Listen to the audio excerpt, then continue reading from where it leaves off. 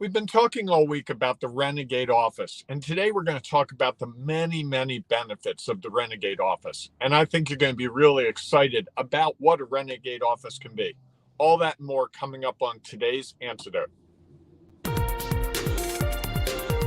Stay tuned for today's Antidote, brought to you by the Renegade Success Network. Today's Antidote features a healthy dose of thought-provoking insights and information for business owners, entrepreneurs, leaders, and nonprofit professionals. Each day since March of 2020, this program has offered that one thing to help you continue on your own unique pathway to success. And now, Renegades, we bring you Bob Graham and Tom Brush. Do. Hey, Tom. Good morning. That was a little different. It's weird when I'm not, for some reason this week, I haven't been able to listen to the introduction.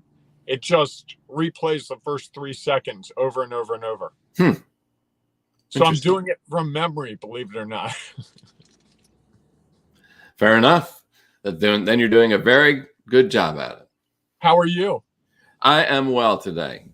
Trying to, it's that time of year, busy time of year for me when lacrosse is signing. And so I was, and this weekend is our really largest event. And I was up a little late last night trying to puzzle piece together too many games and not yet enough officials. So it's a busy time for a lot of people. There's high school and college graduations and proms, weddings and field days and figuring out summer camps. And this is a pretty frantic time. Absolutely. Excellent. Well, welcome everyone to today's Antidote, our daily broadcast and podcast. Each week we have a conversation around a topic. This week's topic, as Bob mentioned in the opening, is the Renegade office. And we will have a discussion around that. So please feel free to share your thoughts and ideas on whatever social media you happen to be following us on. Facebook, Instagram, Twitter, YouTube, or LinkedIn Live. Yes, LinkedIn Live. Because it'll add value to our show. And it may just be what someone is looking for today. Also, at the end of the show, Bob and I will wrap it up with our one thing, today's antidote, that hopefully will help someone move forward along their own unique pathway to success. And you might use it today, or you might use it some other time down the road when you get challenged by the conversation that we're having. So we also would encourage you and invite you to share your one thing, your antidote, because we know that there are others out there who are desperately looking for what we all have to share, the value that we have to offer.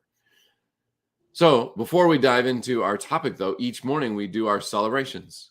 And Bob, what are you celebrating today? I'm going to celebrate 2 customers that I had to deal with yesterday where situations were not perfect.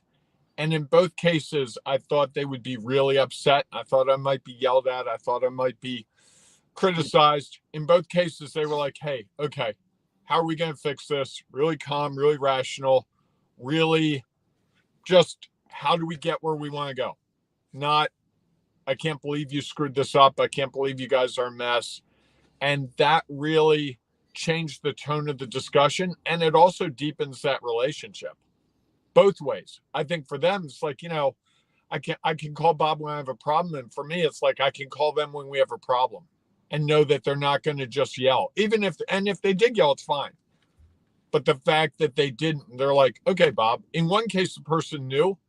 In the other case, I got to share with them and they were like, okay, so I understand. How are you going to fix it? And I think sometimes we make mountains out of molehills when we're worried about, well, I do it in everything, no doubt, but we do it a lot when we're worried about customer complaints. It takes us to like stage 9 when it's probably a stage 1. Because we don't know, right? Until we take the action, we have no idea what the results are going to be. And yet we can work ourselves up over what we anticipate the results being.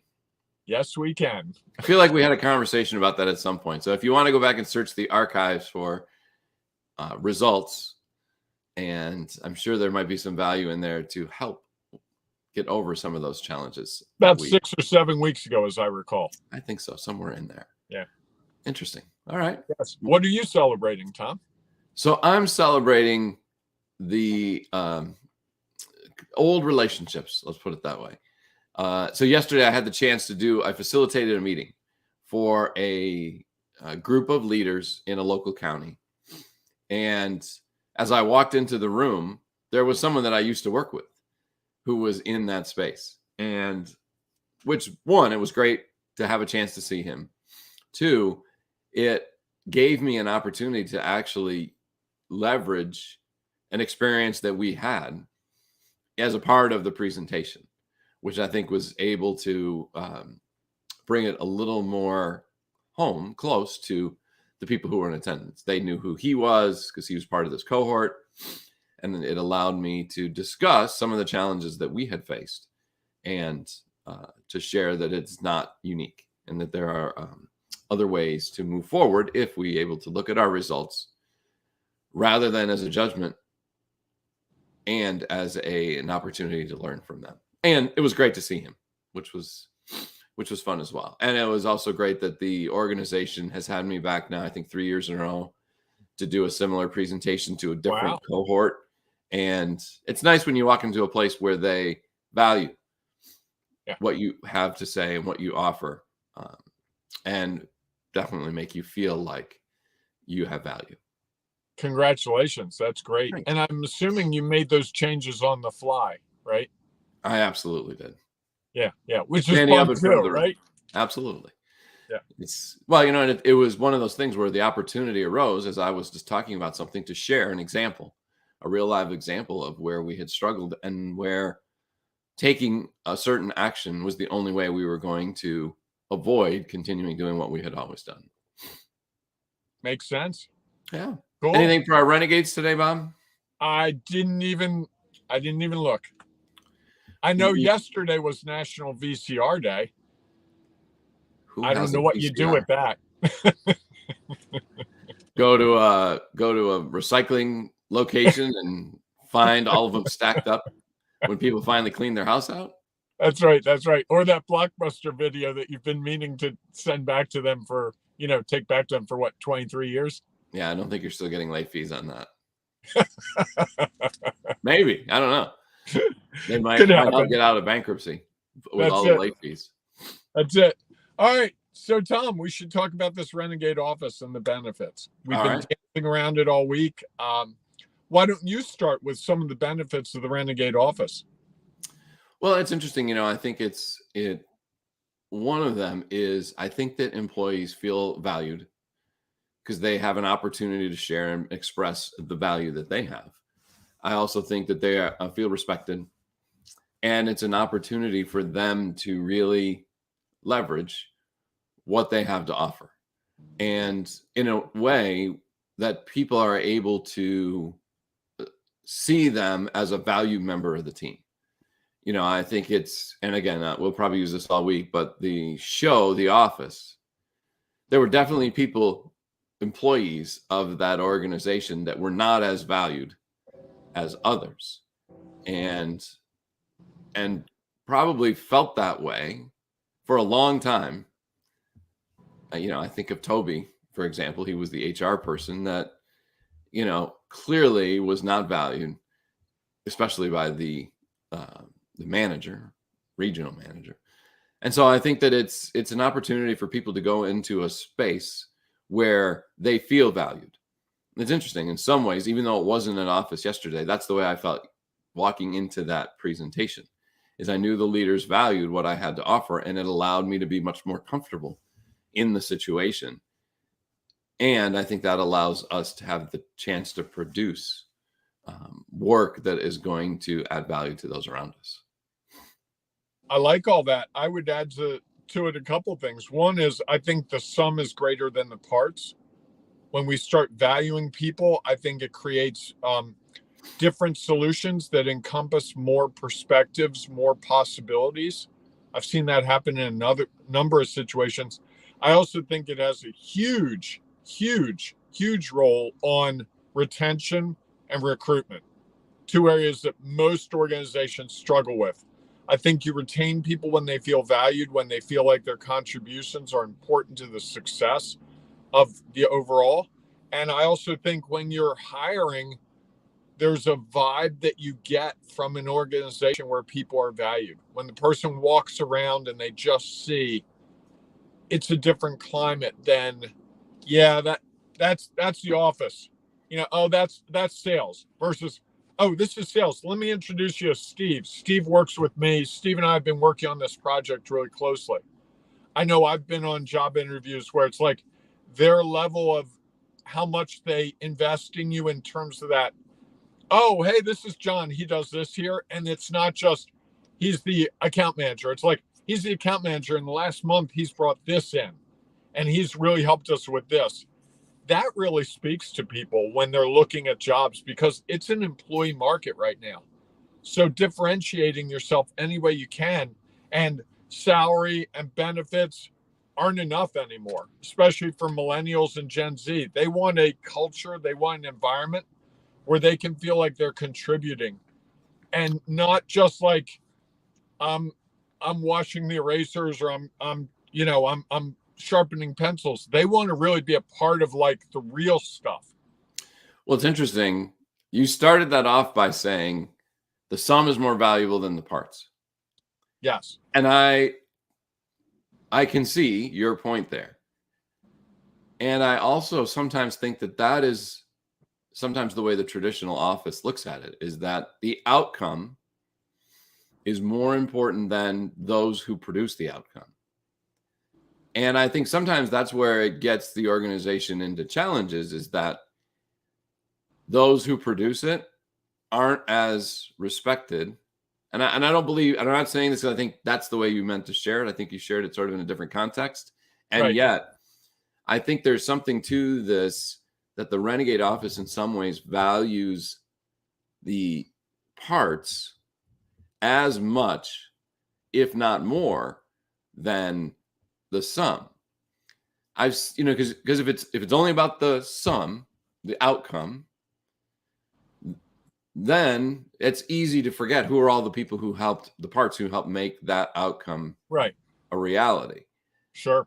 And I think when that happens, people don't feel as respected, appreciated, valued as when we really value the work that our team did, whether or not the result is what we expected it to be, or what we desired it to be, or what our clients desired it to be. So it's an interesting, I don't know, when you said that, it struck me as, I wonder if that truly is the Renegade office, or is that the traditional office? And that what matters is the bottom line, not how we got there and what were the methods that we used with our team to achieve that sum. What do you think about that? First of all, I would say the office of today is not the office of 20 or 30 or 40 or 50 years ago, because, in the 1970s, so much of what we were doing was manufacturing. Sure. And production. Very little of that is going on in the typical office today. Typical office today is dealing with complex problems that they've never faced before. If you were working at, Ford at their manufacturing plant 20, 50 years ago, your whole goal was efficiency. If you could shave 10 seconds off everything. I don't find very often with my clients or with my own business that we're worried about efficiency as much as complicated situations. How do we find employees in a really tight economy? How do we find employees when everyone's offering them more money? Those solutions aren't easy to come by. I think there was that time where the solutions were just like, oh, well, Toyota does this or Mitsubishi does that. And that was how we solved problems. And there were all kinds of books in the 60s and 70s about how companies solve those types of problems. Now you read books and it's like, what are the books now about? Teamwork, how to get your team, how to be collaborative, how to be innovative. Innovative being you don't know the problem you're facing. I marvel at how many days I go to my job and I get confronted with something I've never dealt with before. And now it's almost commonplace. It's just like, oh, okay, here's today's challenge. Didn't expect that to come in. And I think that sets the stage for that renegade office, because we don't know. Sometimes we don't even know what we're trying to achieve. We're just trying to figure out where we are some days, right? Yes. And it's interesting. I just think it's an interesting thing to contemplate. And I wonder if some of the same things that you're talking about are actually the things that people 20 or 30 years ago faced. They were just different. Something that if the assembly line broke, be like, well, what do we do with that? How do we fix that? Because our assembly line is likely a little bit different than someone else's. And while, yes, we can go to a book, at the same time, we need to come up with a solution for this. Or if we're saying it's taking us too long to do something, how do we shave off 10 seconds? Shaving off 10 seconds in a process that you've been doing for a long time is likely pretty challenging, I would imagine. I don't know. I think it's a fascinating concept. I think one of the differences is that in some regards, then it seemed like it was all about the output. Doesn't matter. Like, it's almost like irreplaceable parts in there. Pull one person out, put the other in, doesn't really matter. And I think that there is still some of that today in some organizations, is that it's about the output, not necessarily about the individual and how the individual wants to achieve that output. Because if there's a proven method, whatever that means, to get a certain type of results, it becomes very easy to say, okay, that's the method that we all need to follow, and it'll guarantee that we get the same results. So I don't know. It's interesting. I think that one of the challenges that they had in the 50s and 60s was that I'm not sure the employee was as valued. They felt like it was just another person who was standing in the assembly line to rivet bolts. Okay. Right. Anyone can do that. Well, not likely anyone. I'm not sure I would know how to rivet a bolt. Yet there are a lot of other things that I could do. And so I think that, unfortunately, some of that, I think, has carried over into today. Well, anybody can do this. No, not necessarily anybody. Anybody can answer a phone and do customer service. Not necessarily. No. And so if we aren't valuing the role that this person plays in our team and the person as well as the role, I think that we're faced with some of those same challenges. And we look a lot more like organizations of the past than I think the organizations that we'd like to see in the future. And I think the Renegade office tries to position people to play to their strengths. I've been lucky enough to be in a couple of jobs where they tailored a job to me and my skills, and it was a blast.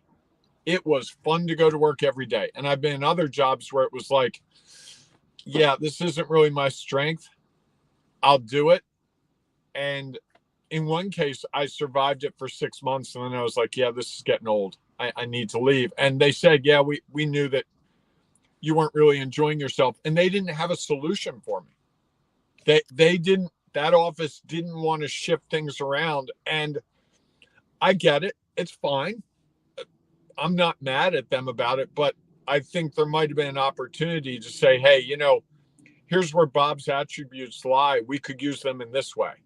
And I think so often companies don't do that. And that's a hindrance to them, because I'd rather take a person who's worked for a company for 3 months who says, I love working for the company, but I don't like this job, and trying to find a job that better suits them, trying to tailor it a bit. And I think that's what Renegade leaders try to do, is try to figure out, where is this person's strengths? Where are their interests? Where is their passion? Let's try to position them to be engaged in that part of the job as much as possible. Not always. You can't do it 100%. I had a job where they had me doing speaking and going out into the public a lot. It was great. There were days where I was in the office answering phones. I could sit and answer the phone all day today if you told me, hey, tomorrow you get to go out and do a presentation. Easily. And that was the deal they kind of, without saying it out loud, that was the deal they cut. We know you like this. This is good for the organization. We need you to do this. This is good for the organization. Here's a happy marriage. Certainly. I think that, well, and I think that is a different approach than here is the job description. Here's what you are supposed to do. And even though you likely can't or aren't prepared to actually do half of those things. And I think that becomes the challenge, is that it's when the position or the old job description is more valuable than the actual role or the person in the role. I think sometimes that's when organizations start to lose their way and struggle sometimes when they start not effectively hiring, which leads to frustrated employees, which leads to changes. And I think those are turnover, which is, a real morale buster. Absolutely. Absolutely. Yeah. All right. So as we think about this in this conversation that's kind of weaved all over the place, what's your one thing? I think my one thing is that there are so many benefits to organizations to trying this, to digging into this, that you have to dip your feet in it. And it's not always easy. It's not always a clear path, but it's worth it to try it. It's worth it to really start thinking about your employees and where they provide value, even if it's not what their job description says. I worked with someone who was in like the financial part of the company, and they were great at coming up with marketing ideas. Like, sit at lunch with them and they just come up with, here's a slogan we should use. And it was like everyone else at the lunch table was like, no, you're finance. Stay over there. I would be like, say more. And we would use some of those suggestions in marketing because that person just, for whatever reason, really had a knack for that. And organizationally, it was a real asset. And that person got involved in some of the marketing. We would run marketing stuff by her, be like, hey, what do you think about this? She'd be like, oh, I've changed this wording here. It was really good. She had no marketing background, no writing background. She just had a passion for it. And she loved the fact that she could contribute to a big part of the company that isn't the finance part. Sure. And I think that's where offices motivating. Yes. And I think that's where offices get stuck. You get stuck by a role or a title and be like, well, stop spending your time thinking about marketing slogans and start or whatever. You should be focused on finance. And right. Just because there are people who can do their job and also add value in other places, many times organizations don't see that value.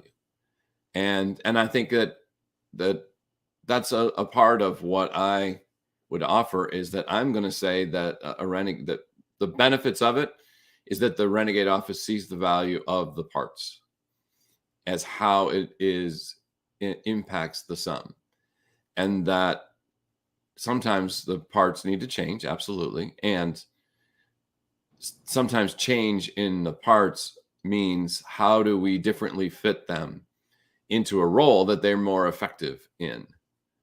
And I think so often that's not the case. You see organizations with really good people who bring a lot to the table, but the organization says, well, and you're not really doing the job description. Okay. You mean there are beneficial things, there's value that the person adds, yet because they're not fitting this written piece of paper that you created 6 years ago when they were hired, even though the situation's changed, they don't see the value in them anymore. And I think that's why I think that the benefit in my one thing is that we see the value and value the parts as a part of the equation and as important as the equation. Or the sum. Oh, I like that. Nice. That was good. I like that a lot. Thanks. All right, everyone.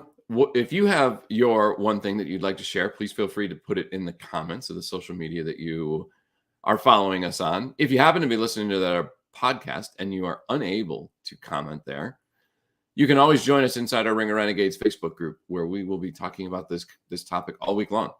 And you can share your thoughts and ideas there with the other members of our community. It's easy to do. Just go to Facebook, search for Ring of Renegades, and then you can just ask to join. And you can become a part of the conversation where we try to help others take their next step along their own unique pathway to success.